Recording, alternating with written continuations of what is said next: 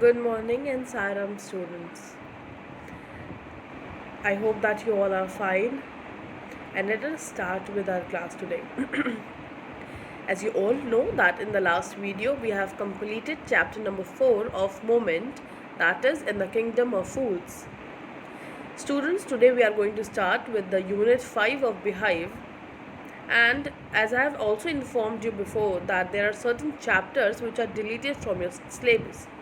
There is a revised syllabus for this session. So, in the same way, because I have told you that we have left the chapter in Ishwaran the storyteller because it was deleted from the syllabus. In the same way, from Unit 5, chapter Snake and the Mirror is being deleted, and we are not going to study that. Now, let us move on to the poem of Unit 5, that is The Legend of the Northland. Students, Legend of the Northland. If we first see the title of this poem, legend here doesn't mean god or a very superior person of the Northland. No. Legend doesn't mean the same meaning we always use, that like Sachin Tendulkar is the legend of cricket. The word legend doesn't means that here. Legend means the historical stories which are passed from one generation to another orally. That is known as legend. So legend means the stories. Even our grandparents have told us certain stories, and they always tell us that these are the stories that my grandparents used to tell me. So that stories which are passed from one generation to the another orally, and they are very historical stories, and there are folk stories. They are based on the culture, tradition. That stories are known as legend. Now, the title is very easy to understand as we have come to know the meaning of the legend here. The title here means a very famous folk story of Northland. Northland, you all know, it's a area, it's a place which is very cold, always have snow there, and not specific area is mentioned here about Northland, about which area of the Northland we are talking here. But they are just telling that in Northland there is a very famous legend, that very famous story of the Northland. Now, let us see the introduction of this poem. When we are starting with the introduction of this poem, we come to know that this poem is a ballad. Ballad is not a dance form. Ballad means when a story is written in a form of poem, that is known as ballad. To write a ballad, there are certain rules, like if we are writing a story, a famous story in a poetic form, in a way of poem, so that each and everyone can understand the story easily, then we have to write one stanza which will have only 4 lines. One stanza will have only 4 lines. That is known as ballad. So let us see with the introduction. A Legend of the Northland is a ballad. A ballad is a poem narrating a story in short stanzas. Ballad is such a kind of poem which tells a story in short stanza, and in the poem all the stanzas comprises 4 lines. So in this poem there are total 16 stanzas, and these stanzas will tell us the story. Ballads are a part of folk culture, or you can say popular culture, and are passed from one generation to the next orally. So as I have informed you that ballads are the stories which are folk stories, and they have been passed from one generation to another. And legend means a historical story, one which is very old and has been passed on from one generation to another. Now, there is a basic difference between ballad and a legend. Both are the stories. Ballad is a story written in a in the poetic form. But the stories which are written in a poetic form are the folk stories. That means they are based on the folk cultures, traditional culture or popular culture of that particular area. Ballad is a folk story which is based on the popular culture of that area. And legend is a historical story of any area, but the same thing, that both are passed from generation to the next by oral way or oral medium. Now, let us start with the poem, but before that, again, we have to see certain word meanings. The first word we have here is sledge. Sledge, you all know, when we talk about Santa Claus, we talk about his vehicle, his way of means of transport. That is sledge. So, what is a sledge? Sledge is a vehicle on runners for conveying loads on passengers over snow or ice, often pulled by draught animals. That means the sledges are the vehicles used by the local people, and they are specially used where? In a snowy area. Next word is preachy. Preachy. Preaching means to give a religious talk. When someone is teaching you something religious, that means that person is preaching you. The next word is hearth. Hearth is a fireplace where you do cooking. In Hindi we say chula. That is the hearth. Hearth is also known as the traditional oven. Traditional oven, which is made up of your cements and your bricks, and there we cook food, that is known as your hearth. The next word is faint. Faint means when we are very weak and when we are famished. The next word is scrap. Scrap means something in small amount. Next word is dwell. Dwell means to live. Scanty. The last word is scanty. Scanty means very little. So these are the 7 new words. Now let us move on to the explanation of this poem. Poem The Legend of the Northland, stanza 1 says that away, away in the Northland, where the hours of the day are few, and the nights are so long in winter that they cannot sleep them through. Now here we know that the poem is based on Northland. So they are saying in a very far place in Northland where the hours of the day, that means you all know that in winters the days are very short and the nights are very long. They are saying that the hours of the day, that means there are very little hours for the day. The days are very short and the nights are so long that the people get tired of sleeping so much. So the first stanza says that in a very far place of Northland where there is winter. And how we come to know that the winter is there? Because they are describing the day and the night time. They're saying that the night is very long, that people get tired of sleeping, and the day hours are very few. Now, the stanza second says that where they harness the swift reindeer to the sledges when it snows, and the children look like bear's cub in their funny furry clothes. Now here the second stanza says that the local people of Northland, when they want to move from one place to another, what they used to do, that they tie. Harness means they used to tie the reindeers, the local animals which are used for this transport, because reindeers help to move the vehicle from one place to another. People tie the harness with the rope to the sledge when it is very snowy. What they used to do, when they want to move from one place to another and it is snowing outside, they used to tie the reindeer with a very harness, means they used to tie the reindeer with a rope to the sledge. And when as you know, the whole family is going out, and they are describing the children, the little children, and they look like a beer cup. Why they look like a beer cup? Why the poet has compared the children to the beer cup, because they used to wear a lot of clothes, and they used to wear furry clothes, because we know that fur is very warm, and in that snowy area the children, so they must not catch the cold, the parents make them wear more and more furry clothes to make them feel warm, and those furry clothes make them look like a beer cup. Now, stanza 3.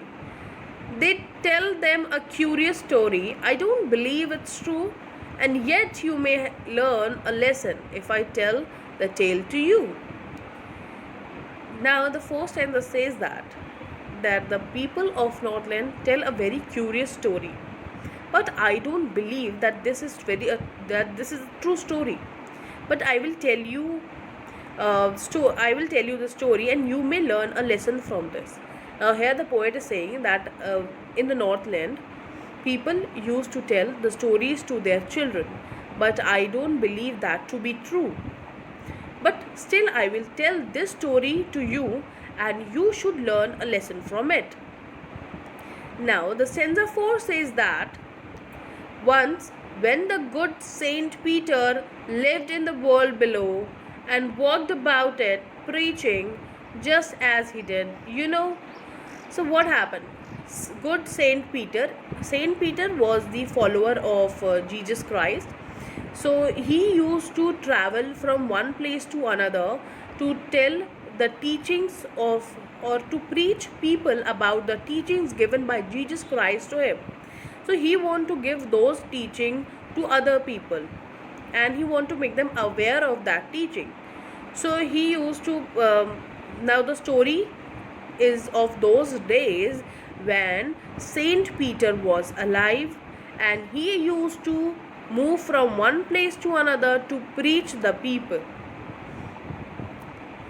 Stanza 5 says that he came to the door of a cottage in traveling round the earth, where a little woman was making cakes and baking them on the hearth.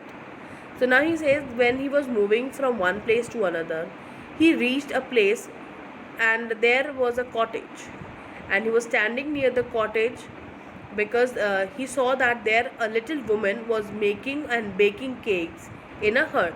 As I've told you, hearth is a traditional oven in which when electricity was not there, the traditional oven were made up of cements and bricks, and in that she was baking her cakes. Now stanza 6 says that, and being faint with fasting, for the day was almost done, he asked her from her store of cakes to give him a single one. Now the poet tells us that as he was moving from one place to another, he didn't have anything, he didn't eat anything, and that's why he was fainting.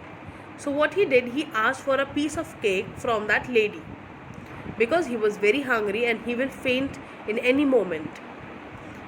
Now let us see what happened. In stanza 7, poet says that, so she made a very little cake, but as it baking lay, she looked at it and thought it seemed too large to give away. Now what happened when she said, okay, I'll give you a piece of cake, she baked a very small piece of cake for the saint. But when it was when she put that cake into the hearth, she saw that the size of that cake become very large, and she thought that it is very large for him, so I should not give it, I should keep this with me. Now she did this thing once again. What she did, she again needed another and still a smaller one, but it looked, when she turned it over, as large as the first had done. So once again she needed a very small dough. Again she made a cake of very small dough, but when it was heated in the oven, again it became as large as the first one. And again she changed her mind that I'll not give this. Now stanza 9 says that, then she took a tiny scrap of dough. Now what she did, a very small amount of dough she took from that kneaded dough, and she rolled it like a chapati, very flat. the it makes like a wafer. You have seen wafers. She rolled that dough in such a way that it became so flat, and she baked it as a wafer. But again, what happened, she become greedy and she don't want to give that scrap to that saint. Stanza 10 says that, for she said, my cakes that seem too small when I eat of them myself are yet too large to give away. So she put them on the shelf. Now she is speaking to herself. She says that whenever I eat these cakes, they seems to be very small to me, because I also take the same amount for myself, but they seems too small for me whenever I eat these cakes. And when I'm trying to give this to the saint, it seems to be too large. Now I should not give these cakes to the saint, and I should keep them in my shelf, where she used to portray all her sample cakes. She put that cakes into that shelf again. Now in stanza 11, the poet says, then good Saint Peter grew angry, for he was hungry and faint, and surely such a woman was enough to provoke a saint. So here the poet says, now because he was waiting for so long, the saint was waiting for so long for just a piece of cake, and he was very hungry because he will faint in few moments because he didn't have anything from the morning. But that lady was provoking the saint to be angry. She was not giving that piece of cake to the saint because she was very greedy. She says that this much piece of cake will be enough for my selling. I will sell this and I'll earn something from this. Why should I give this to saint in free? So this shows that that little woman was very greedy and she didn't offer a piece of cake to the hungry saint. And that make the saint so much angry that what happened next, let's see. Stanza 12 says that, and he said, you are far too selfish to dwell in a human form, to have both food and shelter and fire to keep you warm. So now the saint was provoked by that action of that lady. Now he cursed that lady. He said that you are very selfish and you don't deserve to live in a human form, because if you are not able to share your food and your shelter and anything that you have with someone, that means you are not deserving candidate to be a human. You don't deserve to have food, you don't deserve to have shelter, and you don't deserve fire to keep you warm. You are too selfish. So these were the words said by the saint to that lady, that you don't deserve to be the human. You don't deserve this because you are too selfish that you cannot share whatever you have. Let's see what happened. In stanza 13th, we see that, now you shall build as the bird do, and shall get your scanty food by boring and boring and boring all day in the hard dry wood. Now the saint says that he curses the lady. Saint curses the lady because she was too selfish, and he says that now you will live the life as the birds do. You will search for your little food. Even for a single piece you will search here and there, because there will be a lot of shortage for you. You will bore and bore over here. Bore means to search for something, that is bore. That you will bore and bore and bore. You will search for food all day. You will make your own shelter. You will live your life as the birds do. Now in the stanza 14 he says, then up she went through the chimney, never speaking a word, and out of the top flew a woodpecker, for she was changed to a bird. Now 14th stanza says that when that saint cursed that lady flew from the chimney. That means she flew from the chimney because she became a bird now. She didn't spoke a word in front of saint, and she just flew away from the chimney and went out from the chimney. It was seemed that a bird was coming out of that chimney. and now she is changed to a woodpecker.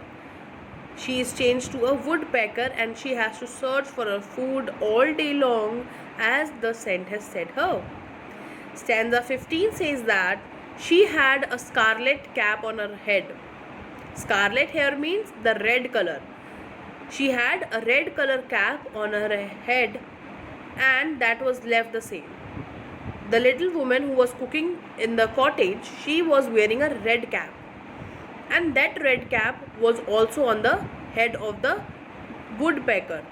Only that was same, otherwise all the things were changed, because when she was cursed by the Saint Peter and she changed into a bird, all her clothes were burned out and they burned out as black as the flame. Now in the last stanza we come to know that, and every country school boy has seen her in the wood where she lives in the tree till this very day, boring and boring for food. The last stanza says that the people of that country, the school boys who were going to the school, they used to see that bird every day on that tree, boring for the food here and there, and she used to live there every day. So this was your poem, The Legend of the Northland, which is a story of Saint Peter and a greedy little woman who didn't share her food to the Saint Peter.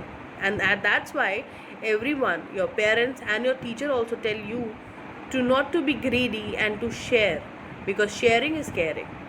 So you should also learn that you should not be greedy. You should always share what you have with you. Now let us see the theme also of this poem. We have two themes of this poem. They help to very often we get a lot of moral teaching from legends. They help to learn things from the past. Those ideas help to reform society. In this poem, we come across two themes. The first is that greed is a grave sin. The greediness is a very grave sin. We should not be greedy. We should not be selfish. We should share what we have with us. That is the only motto the human life is having, that we should share what we have. So here the poet is saying that we should not be greedy, because it's a very grave sin. It is a sin that you should not perform ever. You should care for everyone. You should share what you have with you. That is the humanity which you have to show to the other human being. The greedy people do not deserve the blessing, because the people who are greedy, those who are selfish, they are not blessed by the gods. They are never been seen by the God. They are cursed. And that's why you should leave this sin, that is the sin of greediness and selfishness. Greedy people do not deserve the blessing and the comfort of human life, because they are not meant to be the part of this human life. And the second theme which we see here is the need to treat our guest with affection is emphasized. The second theme is that whenever we have guests at our home, we should greet them with affection. We should welcome them with wholeheartedly. We should not be very we should not show our attitude to them.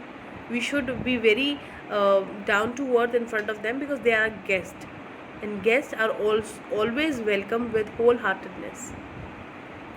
And you should always learn the human being.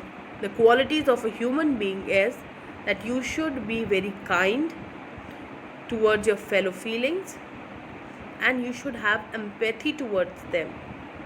That is what the theme of this poem is, and with that we complete the poem The Legend of the Northland.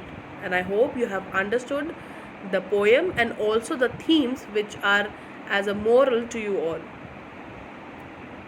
And I just want you to go through the poem again and try to read the stanza and try to just make summarization of this stanza on your own. So this was all for today. Thank you, students. Take care of yourself.